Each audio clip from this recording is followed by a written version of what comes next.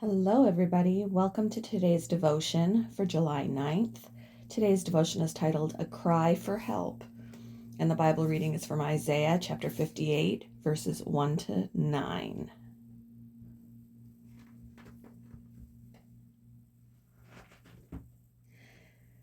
Shout it aloud, do not hold back.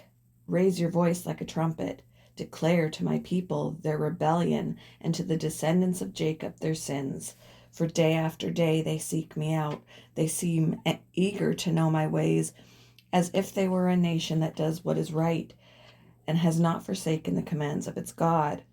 They ask me for just decisions and seem eager for God to come near them. Why have we fasted, they say, and you have not seen it?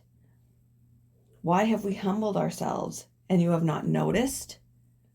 Yet on the day of your fasting, you do as you please and exploit all your workers. Your fasting ends in quarreling and strife, and in striking each other with wicked fists. You cannot fast as you do today and expect your voice to be heard on high. Is this the kind of fast I have chosen, only a day for people to humble themselves? Is it only for bowing one's head like a reed and for lying in sackcloth and ashes? Is that what you call a fast, a day acceptable to the Lord? Is not this the kind of fasting I have chosen, to loose the chains of injustice and untie the cords of the yoke, to set the oppressed free and break every yoke? Is it not to share your food with the hungry and to provide the poor wanderer with shelter?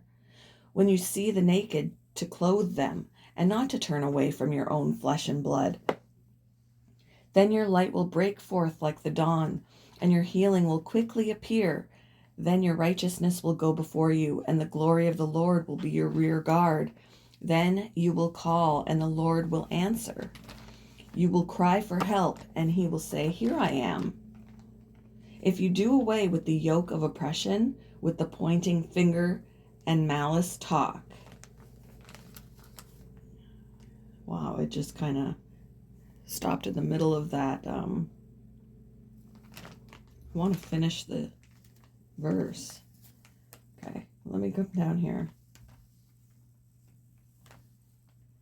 If you do away with the yoke of oppression, with the pointing finger and malicious talk, and if you spend yourselves in behalf of the hungry and satisfy the needs of the oppressed, then your light will rise in the darkness, and your night will become like the noonday. I wanted to at least finish it went into verse 10, but it was in the middle of the sentence, so I wanted to at least complete that thought.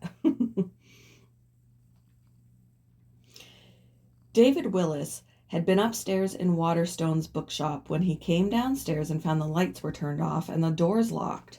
He was trapped inside the store. Not knowing what else to do, he turned to Twitter and tweeted, "Hi at Waterstones. I've been locked inside your Trafalgar Square bookstore for 2 hours now. Please let me out." Not too long after his tweet, he was rescued. It's good to have a way to get help when we're in trouble. Isaiah said, "There's someone who will answer our cries when we're trapped in a problem of our own making." The prophet wrote that God had charged his people with practicing their religious devotion irresponsibly. They were going through the motions of religion, but masking their oppression of the poor with empty and self-serving rituals. This didn't win divine favor. God hid his eyes from them and didn't answer their prayers. He told them to repent and display outward actions of caring for others. If they did that, he told them, "You will call and the Lord will answer.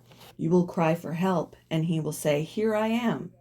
If you do away with the yoke of oppression, with the pointing finger and malicious talk.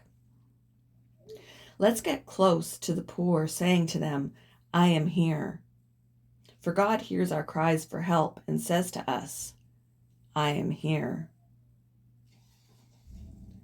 What behavior or attitude could prevent you from experiencing answered prayer?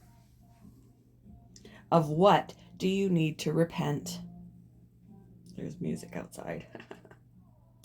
Thank you for joining me for today's devotion, and I hope you all have a wonderful day.